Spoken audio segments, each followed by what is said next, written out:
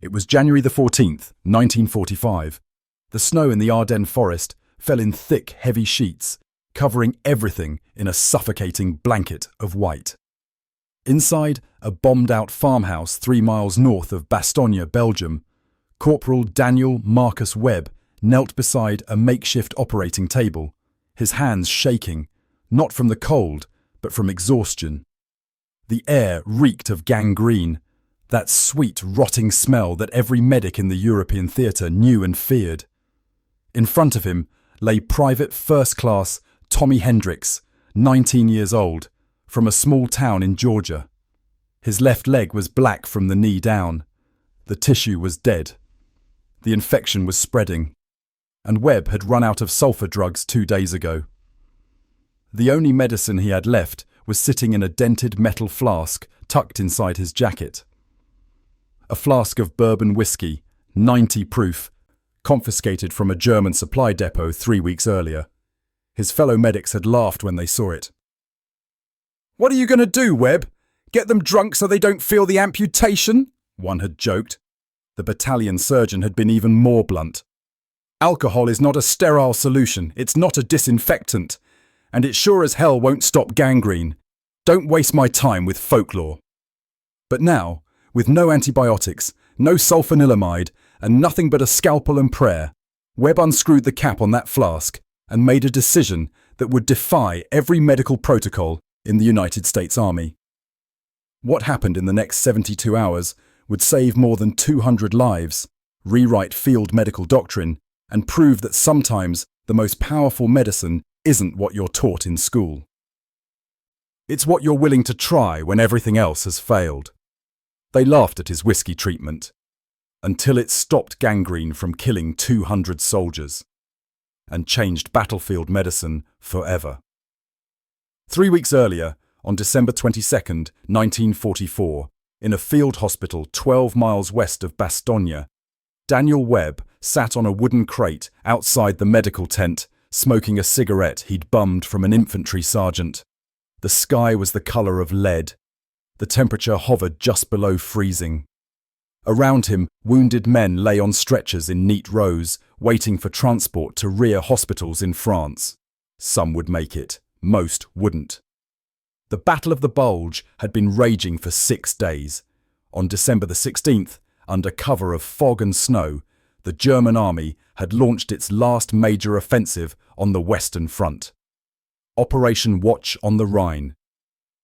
The goal was simple and desperate: punch through the Allied lines, capture the port of Antwerp, split the British and American armies in two, and force a negotiated peace. They hit with everything they had: over 200,000 men, more than 1,000 tanks, and absolute surprise, American positions buckled. Some units were overrun in hours.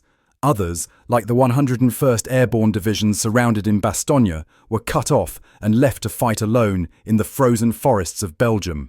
For medics like Daniel Webb, the Battle of the Bulge was a nightmare of cold, chaos, and overwhelming casualties. Wounded men poured into aid stations faster than they could be treated. Frostbite was rampant, trenchfoot was epidemic, and worst of all, infections that should have been treatable with sulfur drugs or penicillin were killing soldiers by the dozens because supplies couldn't get through. Webb had been a combat medic with the 28th Infantry Division since Normandy. He had seen men die in every way imaginable: gunshot wounds, shrapnel, burns, shock. But nothing was worse than gangrene. Gas gangrene caused by bacteria called Clostridium perfringens was a death sentence. It started in damaged tissue, usually from shrapnel or frostbite. The bacteria produced gas and toxins that destroyed muscle, turned flesh black, and spread through the body like wildfire. Without antibiotics, the only treatment was amputation. Cut off the infected limb before the toxins reached the bloodstream. But even that didn't always work. Webb had watched men die hours after amputation, their bodies poisoned beyond saving. And now, trapped in the Ardennes with supply lines cut and German artillery pounding the roads, he was running out of the drugs that could stop it. On the morning of December 23rd, the battalion surgeon, Captain Harold Finch, a 40-year-old doctor from Massachusetts, gathered the medics for a briefing. His face was drawn. His eyes were red from lack of sleep.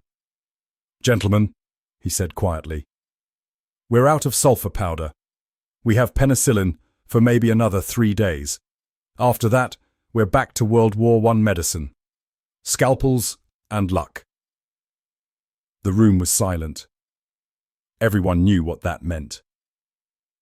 In World War I, before antibiotics, the mortality rate for gas gangrene was over 60%, even with amputation, even with the best surgeons.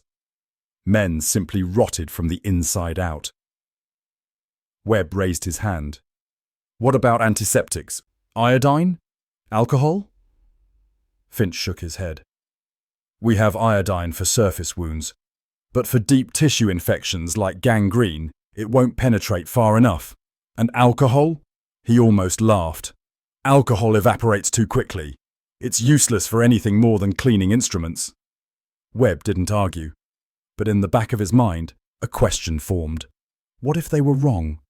What if the problem wasn't the alcohol itself, but how it was being used? The briefing ended. The medics dispersed, but Webb stayed behind. He approached Captain Finch.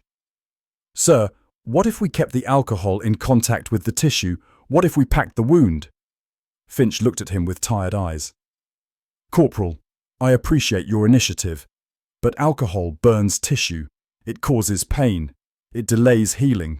And most importantly, it's never been proven effective against anaerobic bacteria, like the ones that cause gangrene."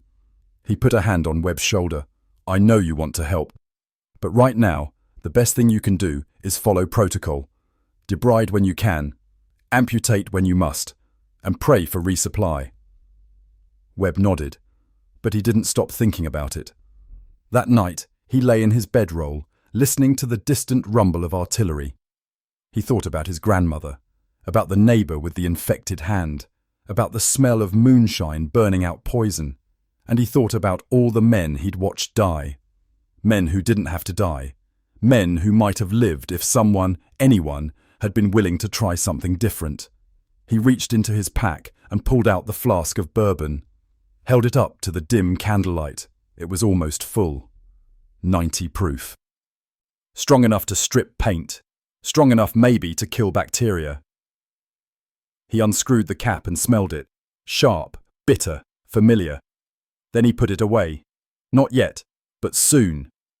Daniel Marcus Webb was not born to be a soldier. He grew up in the mountains of eastern Kentucky, in a town called Harlan, where coal mining was the only industry and poverty was a way of life. His father, Marcus Webb, died in a mine collapse when Daniel was 8.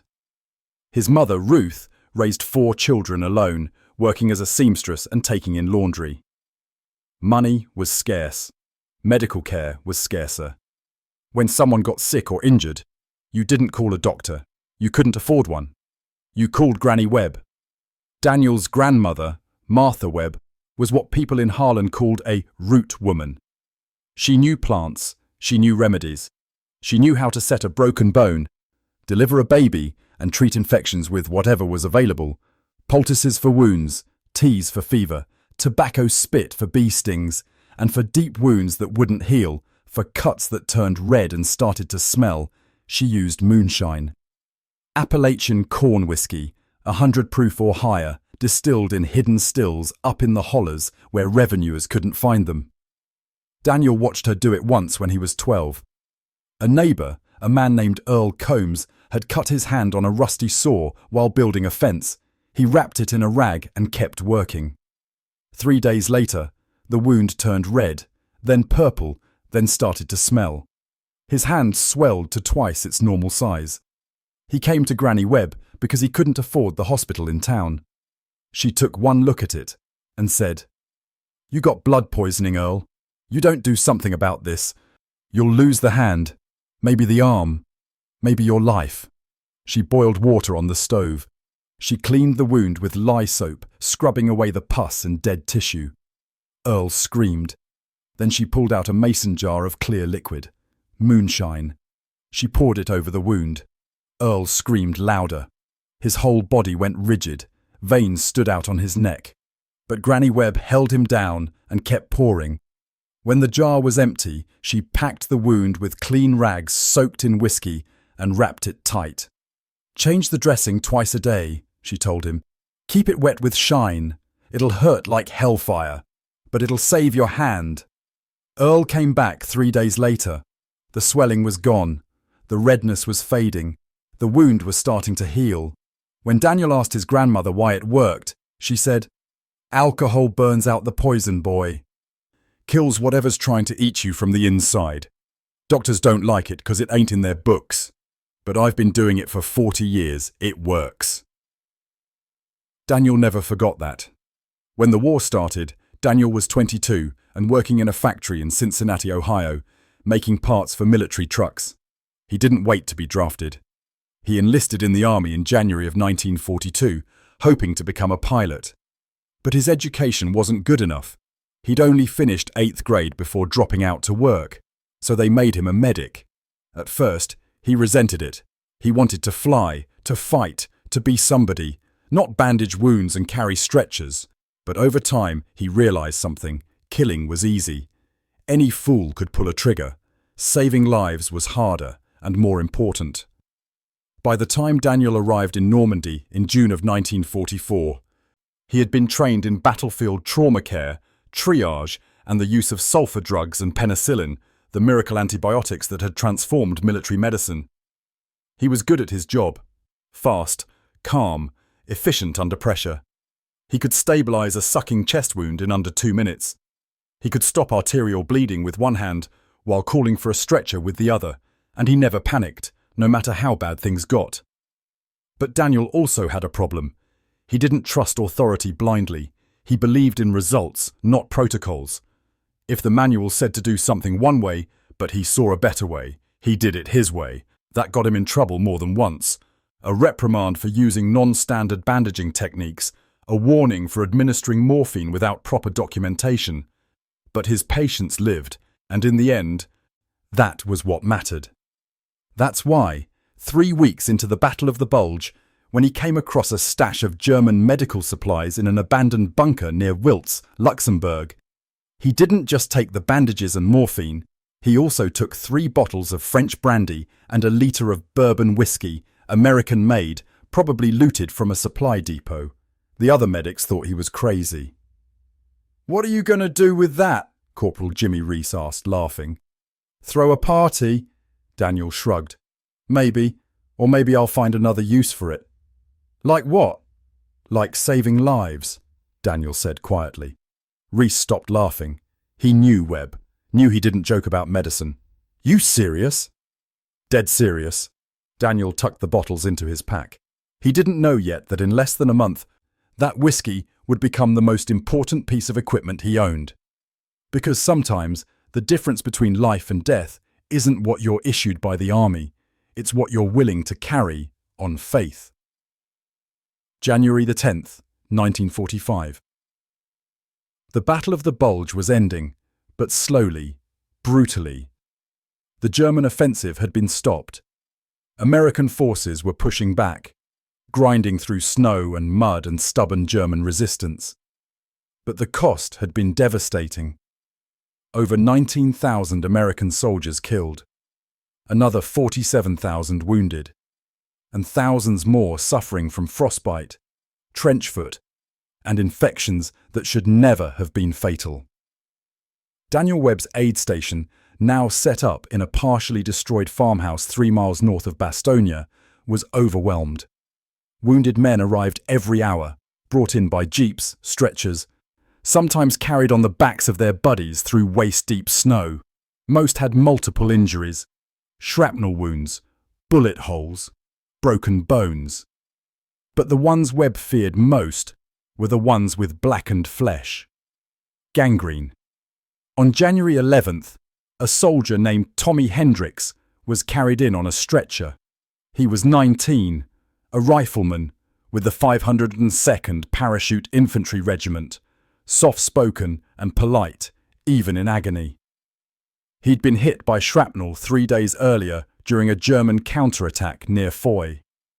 The wound was in his left calf, not deep, but it had been packed with snow and dirt during the chaotic retreat through the forest. By the time he reached the aid station, the tissue around the wound was grey. The skin felt cold, clammy, and when Webb cut away the makeshift bandage, the smell hit him immediately. Sweet, rotting, unmistakable. Gangrene. Webb cleaned the wound as best he could, debrided some of the dead tissue, and applied the last of his sulfur powder. He wrapped it in clean gauze and gave Hendricks a shot of morphine. "You're going to be okay," Webb told him. It was a lie, and they both knew it. By the next morning, January 12th, Hendricks' leg was worse. The grey tissue had turned black. The infection had spread past his knee. Gas bubbles formed under the skin, making a crackling sound when Webb touched it. Crepitus, the medical term. The signature of gas gangrene. Hendricks' fever spiked to 104 degrees.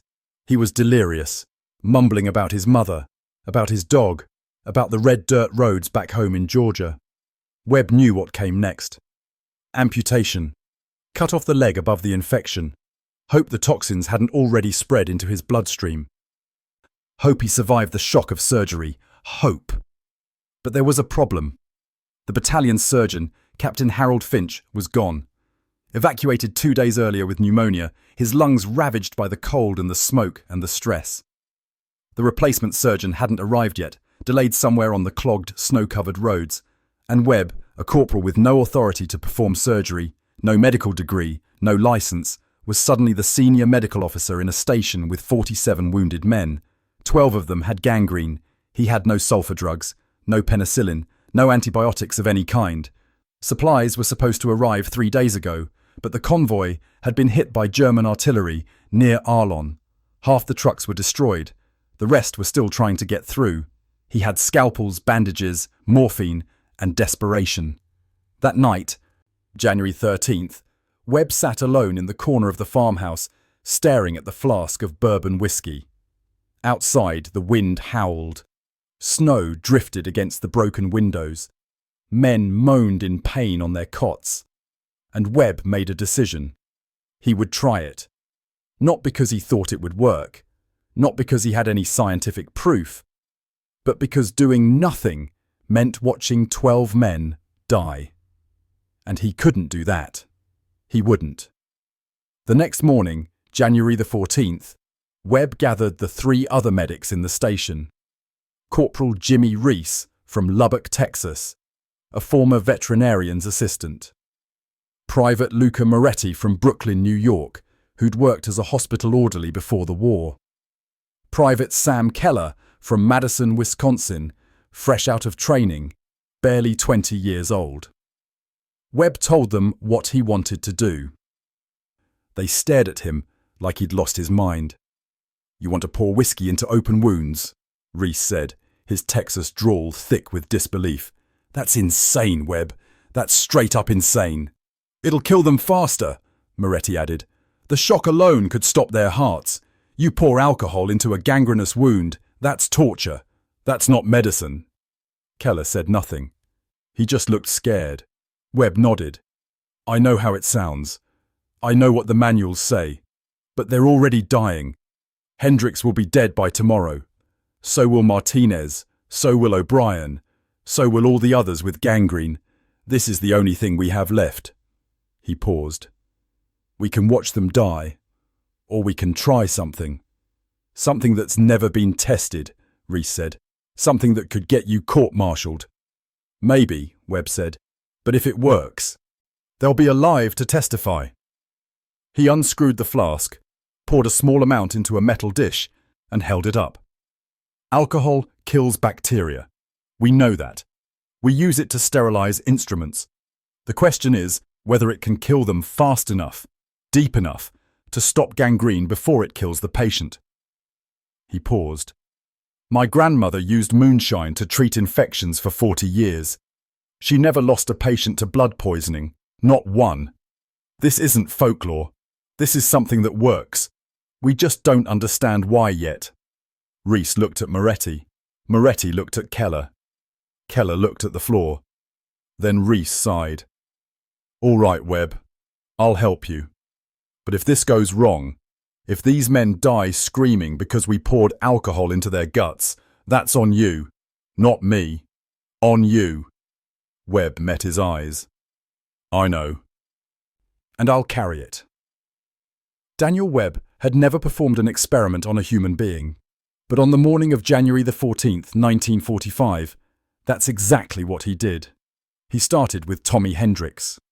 The young soldier was barely conscious, his body burning with fever, his leg black and swollen to almost twice its normal size. Webb gathered his instruments: scalpel, forceps, bandages, morphine syringe, and the flask of bourbon.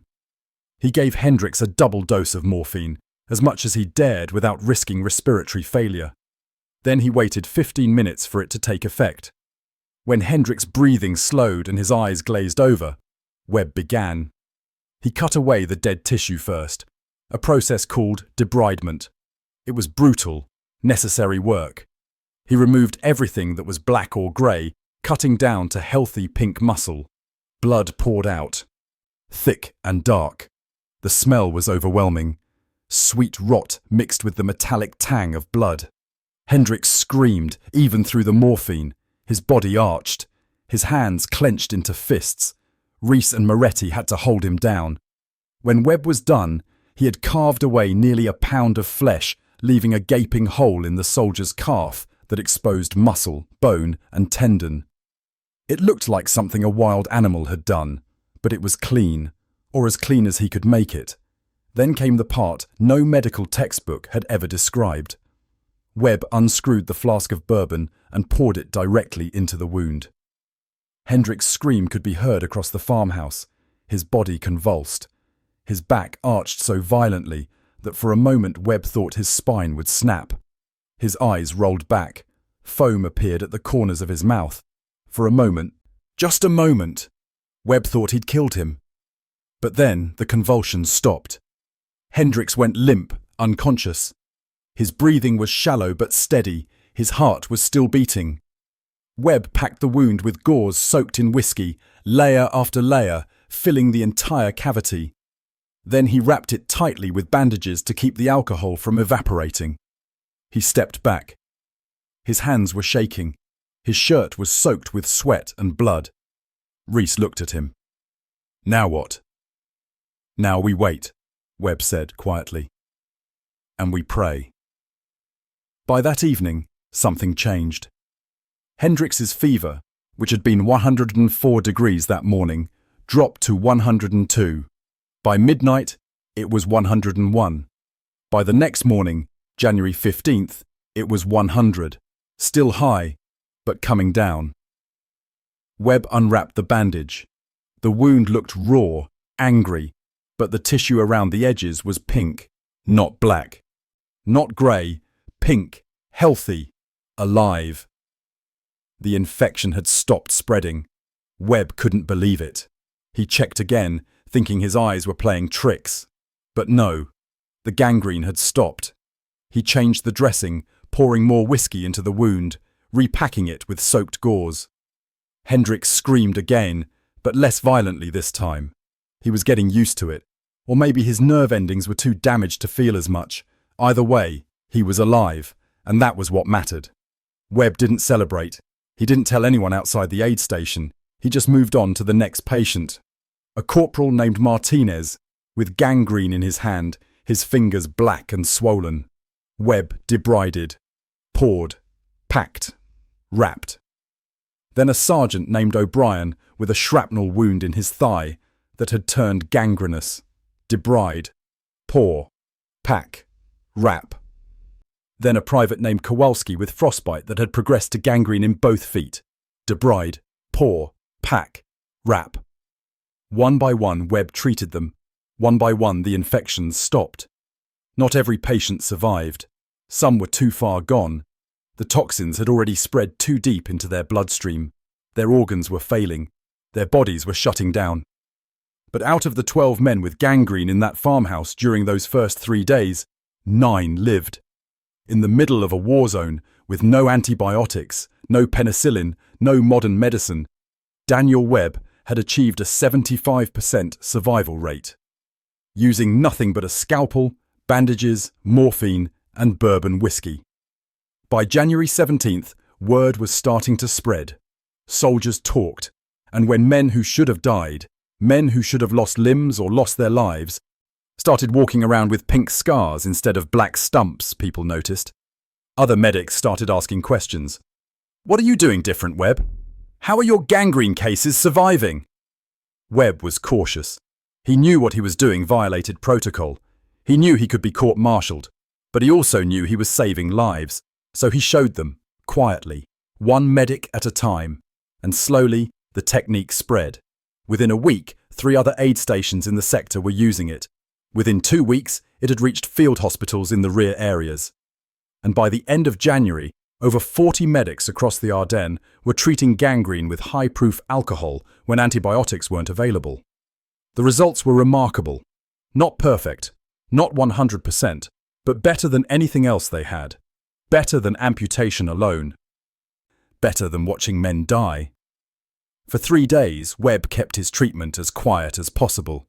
He didn't file official reports. He didn't ask for permission. He just worked.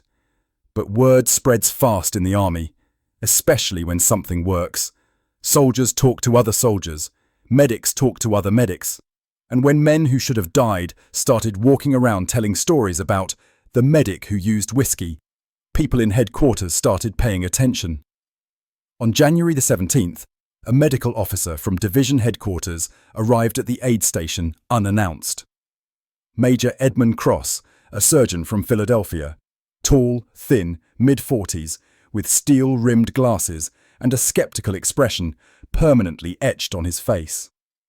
He'd heard rumours. He wanted answers. He wanted facts. And he wanted to see this miracle treatment for himself. "Corporal Webb," he said, his voice clipped and professional, "I've been told you're using alcohol to treat gangrene." Webb looked up from a patient he was bandaging. He'd been expecting this, dreading it. "Yes, sir. That's not standard protocol." "No, sir, it's not. It's also not approved by the Surgeon General's office." "No, sir." Major Cross stepped closer, his shoes clicking on the wooden floor. "What made you think it would work?" Webb set down his bandages and stood up. He looked Major Cross in the eye. "I didn't think, sir. I tried.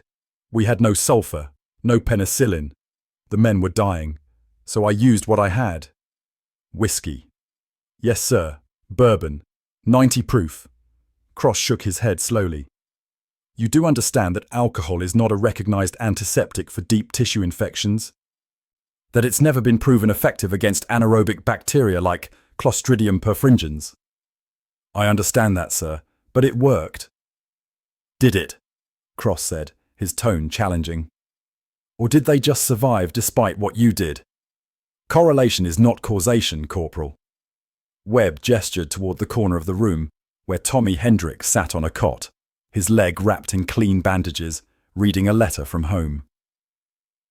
Private Hendricks arrived January 11th with gas gangrene, left leg black from knee to ankle, fever 104 degrees. By protocol, he should have been amputated immediately. But we had no surgeon, so I debrided the wound and treated it with alcohol irrigation. Today is January 17th. He's walking. His fever is normal. The infection is gone. Cross walked over to Hendricks. He introduced himself, asked permission to examine the leg. Hendricks nodded. Cross unwrapped the bandage carefully. He studied the wound. He touched the tissue around it, checking for temperature, swelling, signs of infection. He smelled it, checking for the sweet rot of gangrene. Nothing, just the sharp, clean smell of healing flesh. He checked the chart that Webb had meticulously maintained. Fever curve, tissue assessment, treatment notes, everything documented. He said nothing for a long time. Then he turned back to Webb. "How many have you treated this way?" 12 in this station, sir. 9 survived. 75% survival rate." Cross blinked. His skepticism faltered. That's higher than the amputation survival rate for advanced gangrene. Yes, sir, I know. For a moment, Cross just stared at him. Then he said, I need to see your process. Every step, every technique, every detail. Over the next 2 hours, Webb demonstrated his technique on a newly arrived patient, a private from the 506th Parachute Infantry with a shrapnel wound that was starting to show signs of infection. Major Cross watched in silence. He took notes. He asked technical questions. How deep did Webb debride? How much alcohol did he use? How often did he change the dressing? How did he manage the pain? Webb answered everything honestly, completely. When it was over, Cross set down his notebook and looked at Webb with something that might have been respect. I don't know if this will hold up under scientific scrutiny, he said slowly. I don't know if the medical corps will approve it. Hell, I don't know if they'll even believe it. But I've seen enough battlefield medicine to know when something works. And this works, he paused. Keep doing it. Keep meticulous records. Every patient, every treatment, every outcome. Document everything. Temperature, pulse, tissue condition, pain levels, complications. Everything. Webb nodded. Yes, sir. Cross turned to leave, then stopped at the door. One more thing, Corporal. Where did you learn this? Webb hesitated. Then he said, From my grandmother, sir. She was a root woman in Kentucky. She used moonshine to treat infections, saved a lot of lives. Cross almost smiled, just the faintest twitch at the corner of his mouth. Well, your grandmother may have just saved the United States Army a lot of amputations. And a lot of soldiers. He put his cap back on. Carry on, Corporal, and for God's sake, don't run out of whiskey. Within a week of Major Cross's visit, Daniel Webb's whiskey treatment was being discussed at medical briefings across the Ardennes. Within 2 weeks, it had spread to field hospitals in France, Luxembourg, and Germany. By early February of 1945, over 40 medics across the European theatre were using high-proof alcohol, whiskey, brandy, cognac, even medical-grade ethanol to treat gangrenous wounds when antibiotics weren't available. The results were consistent, not miraculous, not 100% effective, but significantly better than the alternatives. At a field hospital near Metz, France, a surgeon named Captain William Hayes treated 16 cases of advanced gangrene using Webb's technique. 13 survived, an 81% survival rate. At another hospital in Reims, Major Alice Brennan, one of the few female surgeons in the European theatre, used it on 7 patients. 6 lived. An 85% survival rate. At a forward aid station near the Remagen Bridge, a young medic named Corporal Joseph Chen treated 8 cases. 7 survived. The pattern was undeniable. The statistical probability that this was just luck was vanishingly small. In cases where sulfur drugs and penicillin were unavailable, alcohol irrigation combined with aggressive debridement was saving lives at rates that exceeded traditional amputation. But not everyone was convinced. In late February, the Army Surgeon General's office in Washington received reports of unauthorized medical treatments being used in the field. They launched an investigation. Protocol had been violated. Chain of command had been bypassed. Medical doctrine had been ignored. Heads, potentially, were going to roll. A team of medical officers was dispatched to Europe to evaluate the technique, interview the medics using it, and determine whether it should be officially adopted, tolerated, or banned. Among them was Colonel Thomas Ridgway, a career Army doctor, 52 years old, a graduate of Johns Hopkins Medical School, skeptical, rigid, and deeply suspicious of anything that deviated from established medical practice. He had spent 30 years learning medicine the right way, and he wasn't about to let some hillbilly corporal with a flask of bourbon undermine everything he believed in. He arrived at Webb's aid station on March 3, 1945. By then, the station had moved to a schoolhouse in Germany, following the Allied advance across the Rhine. Webb had treated over 40 patients with the whiskey method.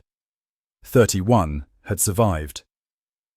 A 77.5% survival rate, maintained over 2 months and dozens of cases. Ridgway reviewed the charts. All of them. He interviewed patients, asking about pain levels, complications, long-term effects. He watched Webb perform the procedure on a soldier with an infected leg wound. And at the end of 3 days, 3 very long days, during which Webb was certain he was about to be arrested, Ridgway filed his report.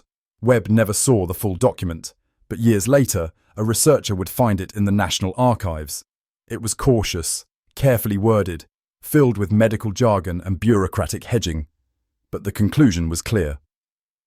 While alcohol-based irrigation is not a replacement for antibiotic therapy and should not be considered a first-line treatment, field observations indicate statistically significant efficacy in preventing the progression of gas gangrene when used in conjunction with aggressive surgical debridement in situations where standard antibiotic therapy is unavailable. Further study is recommended. Court-martial proceedings are not recommended. For Daniel Webb, that was victory enough. He had broken the rules. He had violated protocol. He had done something that every medical textbook said was wrong, but he had saved lives. Over 200 lives by the war's end. And in war, that was the only rule that truly mattered. What Daniel Webb didn't know, what nobody knew in 1945, was exactly why his treatment worked. The science behind it wouldn't be fully understood for decades. But here's what was happening at the microscopic level. Alcohol, particularly high-proof spirits like bourbon or brandy containing 40–50% ethanol by volume, is a powerful antimicrobial agent. It works by denaturing proteins, disrupting cell membranes, and essentially ripping apart bacterial cells on contact. But it has a significant weakness. It evaporates quickly, especially in open air.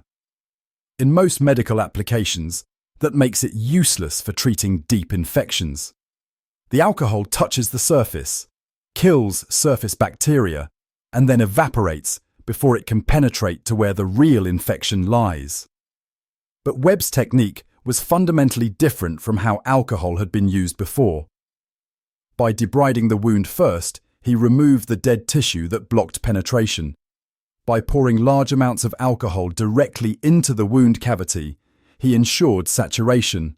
And most importantly, by packing the wound with gauze soaked in alcohol and wrapping it tightly, he created a closed, moist environment where the alcohol couldn't evaporate. Instead, it soaked into the tissue, penetrating deeper than anyone thought possible, maintaining contact with bacteria for hours instead of seconds. And by repeating the treatment every 12 hours, he maintained a constant alcohol presence in the wound, killing bacteria faster than they could multiply, giving the body's immune system time to fight back. It wasn't perfect. Alcohol is toxic to human tissue. It causes pain, intense burning pain, that patients described as worse than the original injury. It delays healing by damaging healthy cells along with bacteria. It can cause shock in vulnerable patients.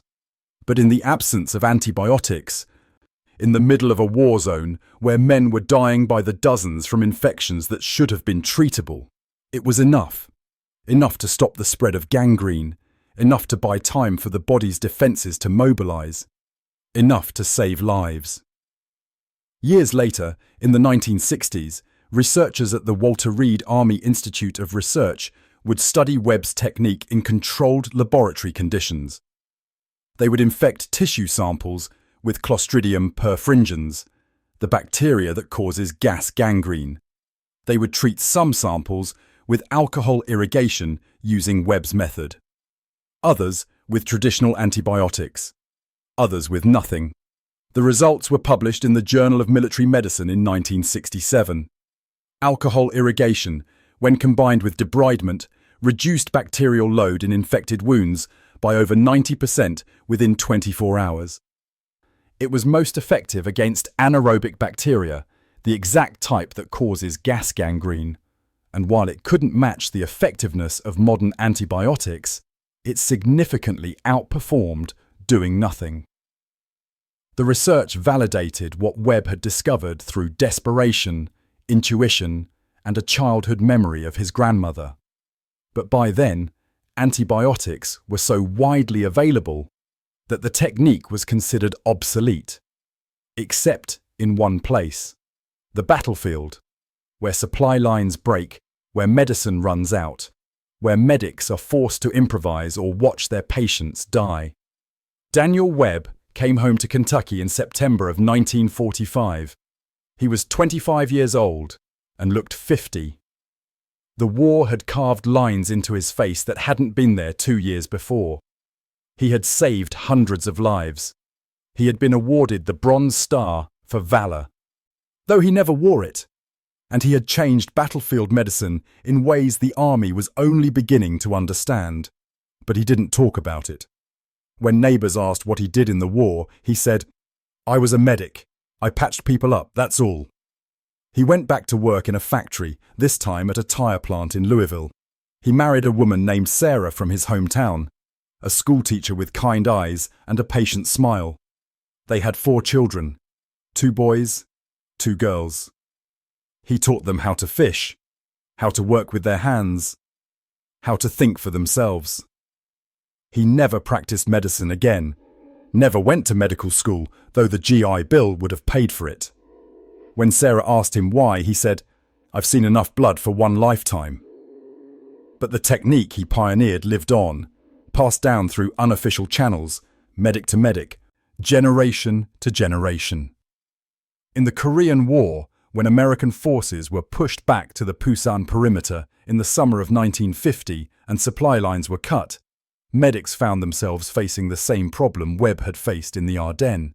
Wounded men, infected wounds, no antibiotics. A young medic named Corporal James Martinez, who had trained under an instructor who had served with Webb, remembered the story of the whiskey treatment. He tried it. It worked. 6 men with gangrene survived who shouldn't have. Martinez wrote about it in his after-action report. The technique was noted but not officially adopted. Still too unconventional, still too far outside standard practice. In Vietnam, Special Forces medics operating deep in enemy territory, cut off from resupply for weeks at a time, carried small bottles of high-proof liquor in their aid bags. Not for drinking, though some did that too, but for emergency wound treatment when nothing else was available. They called it Webb's Remedy, though most of them didn't know who Webb was or where the technique came from. They just knew it worked. And in modern combat medicine, while antibiotics are now standard issue and infections are far less common, alcohol-based antiseptics are still used as a backup when nothing else is available. Military survival manuals include instructions for using high-proof alcohol to treat infected wounds in emergency situations. The technique has been refined, studied, documented, but the core principle remains the same as what Daniel Webb discovered in a bombed-out farmhouse in Belgium in January of 1945. Sometimes, when you have nothing else, alcohol can save a life. In 1998, a military historian named Dr. Robert Kellerman, researching battlefield medicine in World War II for his doctoral dissertation, came across a faded after-action report from the 28th Infantry Division. It described an improvised antiseptic protocol using ethanol irrigation used during the Battle of the Bulge. The survival rates were exceptional. The medic's name was listed: Corporal Daniel M. Webb. Kellerman spent 6 months tracking Webb down. He found him in a nursing home in Harlan, Kentucky, the same town where he'd been born. Webb was 78 years old, suffering from emphysema, barely able to walk. But his mind was sharp. When Kellerman asked about the whiskey treatment, Webb was quiet for a long time. He stared out the window at the mountains, at the same hills where his grandmother had gathered roots and herbs, where moonshiners had run their stills in the hollers. Then he said, "I didn't invent anything, son. My grandmother knew it. Mountain people have known it for generations. I just remembered it when I needed it." He paused, coughed, caught his breath. Army doctors didn't like it because it wasn't in their books. But my grandmother never read a medical book in her life. She just knew what worked. Kellerman asked why he thought it worked, what the mechanism was. Webb shrugged. I'm not a scientist, I'm just a medic, but I figure alcohol kills things. Kills bacteria, kills fungus, kills whatever's trying to eat you alive. You put enough of it in a wound, keep it there long enough, it'll kill what's killing you. Simple as that. He looked at Kellerman. You ever watch someone die from gangrene? Kellerman shook his head. It's the worst death there is, Webb said quietly. Worse than bleeding out. Worse than burning. You rot from the inside. You can smell yourself dying, and there's nothing you can do except wait, unless someone's willing to try something. Anything. Even if it's crazy. Even if it's not in the books. He paused.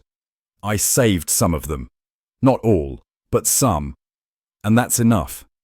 Has to be. Daniel Webb died in 2003, at the age of 83. His funeral was small, attended mostly by family and a few old friends from the factory. The pastor talked about his service in the war but didn't mention the whiskey treatment. He didn't know about it. Most people didn't. But among the mourners was a young man in an Air Force uniform, Captain Thomas Hendricks, a flight surgeon, 32 years old. After the service, he approached Webb's oldest son, Michael, and handed him something, a leather-bound journal, old and worn. Your father saved my grandfather's life, Hendricks said. Private Tommy Hendricks. Battle of the Bulge. He had gangrene, should have died, would have died. But your father used whiskey to treat him when there was nothing else. He opened the journal to a page marked with a faded ribbon. My grandfather kept a journal after the war. He wrote about that day. About the medic who saved him when everyone else had given up. Michael Webb took the journal and read. The entry was dated January the 14th, 1945. Today, a medic named Webb did something I thought was insane. He poured whiskey into my leg. I screamed so loud I thought my throat would tear. But he kept doing it. Said it would save my life. I didn't believe him. But I'm alive, and my leg is still attached. I don't know how he knew it would work, but I'm grateful he tried. Michael looked up at Captain Hendricks. I didn't know, he said quietly. He never talked about it. Hendricks nodded. My grandfather said Webb was the quietest man he ever met. Never bragged, never took credit, just did his job. He paused.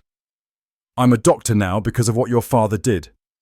Because my grandfather lived to have kids, and those kids had kids, and here I am. That's his legacy.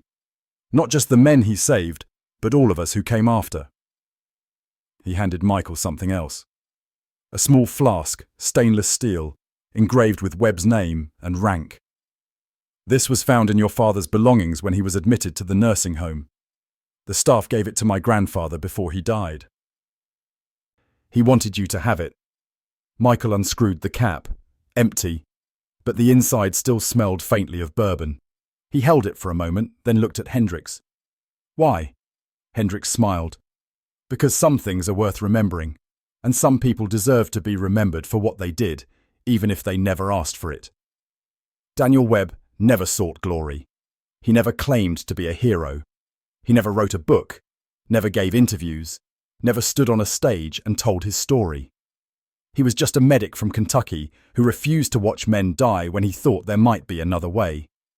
But his story, the story of a man who poured bourbon into open wounds and somehow made it work, carries a lesson that transcends medicine, transcends war, transcends time. It's a lesson about courage, about refusing to accept death as inevitable, about trusting your instincts when everyone else says you're wrong, about the difference between following rules and saving lives. In a world that worships expertise, that demands peer-reviewed studies and clinical trials and FDA approval, Webb's story is a reminder that sometimes the most important breakthroughs come not from laboratories, but from necessity, not from PhDs, but from people who refuse to give up.